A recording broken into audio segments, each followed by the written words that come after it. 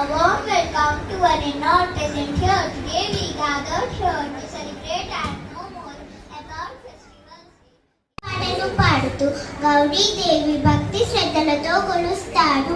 అశ్వాయుధ శుద్ధ అమావాస్య నాడు బతుకమ్మ పండుగ ప్రారంభమవుతుంది.